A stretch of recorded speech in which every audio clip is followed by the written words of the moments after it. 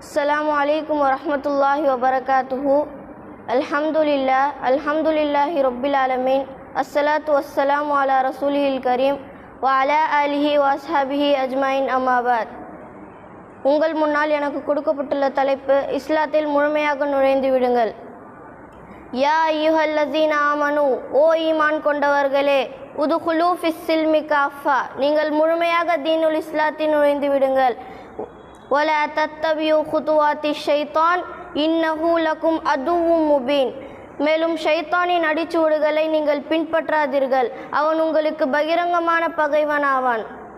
மேலும் அல்லாஹு தாலா 3வது அத்தியாயம் 19வது வசனத்தில் கூறுகிறான், இன்னத்தீன இந்தல்லாஹில் இஸ்லாம், நிச்சயமாக அல்லாஹ்விடம் ஒப்புக்கொள்ளப்பட்ட மார்க்கம் இஸ்லாம் மட்டுமே.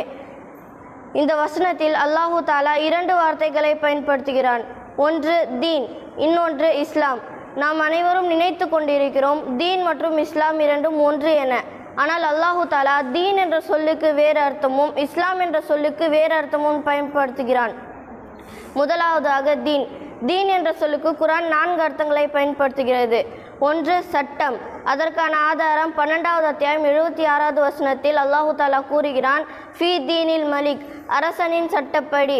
இரண்டாவது பின்பற்றுதல். இதற்கான ஆதாரம் 3வது அத்தியாயம் 83வது வசனத்தில் அல்லாஹு தாலா கூறுகிறான், வலஹு அஸ்லம மன்ஃபிஸ் சமாவாத்தி வல் அர்த், வானங்கள் மற்றும் பூமியில் உள்ள அனைத்தும் விரும்பியோ விரும்பாமலோ அல்லாஹுக்கே கட்டுப்படுகின்றன.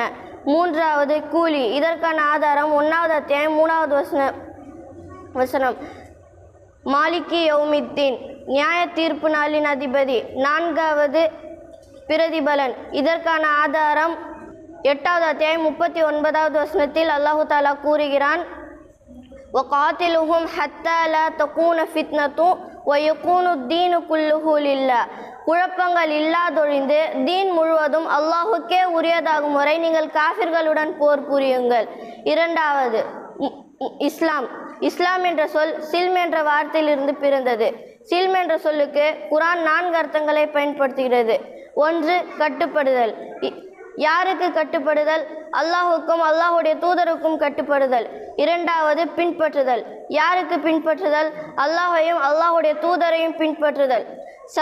மூன்றாவது சரணடைதல்.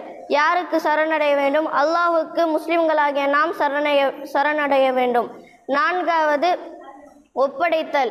யார் ஒப்படைக்க வேண்டும்? முஸ்லிம்களாகிய நாம் அல்லாஹ்விடம் தம்மை முழுமையாக ஒப்படைக்க வேண்டும். கட்டுப்படுதலுக்கான ஆதாரம் 2வது அத்தியாயம் 208வது வசனத்தில் அல்லாஹு தாலா கூறுகிறான், யா அய்யுஹல்லஸீன ஆமனு, ஓ ஈமான் கொண்டவர்களே, உதுகுலு ஃபிஸ்ஸில்மி காஃபா, நீங்கள் முழுமையாக தீனுல் இஸ்லாத்தில் நுழைந்து விடுங்கள்.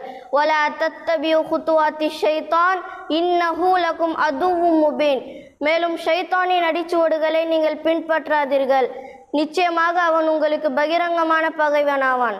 ஒப்படைத்தலுக்கான ஆதாரம். இது கால லஹு ரப்புஹு அஸ்லிம் கால அஸ்லம் துலி ரப்பில் ஆலமீன், அவருக்கு அவருடைய இரட்சகன் நீர் எனக்கு கீழ்ப்படியும் என்று கூறும்போது அவர் அகிலத்தாரின் இரட்சகனுக்கு நான் கீழ்ப்படிந்து விட்டேன் என்று கூறுவார். மூன்றாவதாக பலாமன் அஸ்லம வஜஹு லில்லாஹி வஹுவ முஹ்சினுன் ஃபலஹு அஜ்ருஹு இன்த ரப்பிஹிம் வலா ஹௌஃபுன் அலைஹிம் வலா ஹும் யஹ்சனூன். ஆம், எவர் தன் முகத்தை அவர் நன்மை செய்து கொண்டிருக்கும் நிலையில் அல்லாஹுக்காக ஒப்படைக்கிறாரோ அவருடைய நற்கூலி அவருடைய இரட்சகனிடம் அவருக்குண்டு.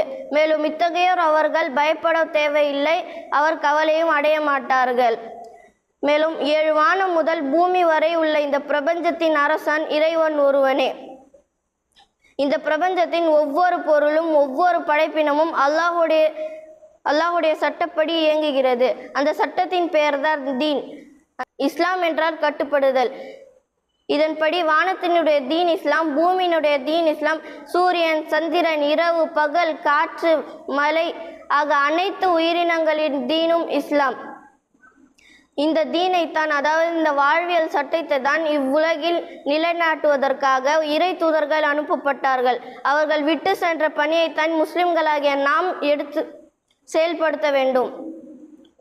இது ஒவ்வொரு முஸ்லிம் மீதும் கட்டாய கடமையாகும். இதை பற்றி தான் அல்லாமா இக்பால் கூறுகிறார், மேரி ஜிந்தகி கா மக்சத் தெரி தீன் கி சர்ஃபராசி, मेरी ज़िंदगी का मकसद तेरी दीन की सरफराजी, इसीलिए मैं मुसलमान, इसीलिए मैं नमाजी. இதன் பொருள், मेरी ज़िंदगी का मकसद, எனது வாழ்க்கையின் லட்சியம், தெரி தீன் கி சர்ஃபராசி, உனது மார்க்கம் மேலோங்க வைக்க வேண்டும். இசீலிய மே முசல்மான், இசீலிய மே நமாசி, இதற்காகத்தான் நான் முஸ்லிம், இதற்காகத்தான் நான் தொழுகையாளி என்று கூறி எனது சிறிய உரையை முடித்துக் கொள்கிறேன். வாஹிரு தவானான் அல்ஹம்துலில்லாஹி ரப்பில் ஆலமீன்.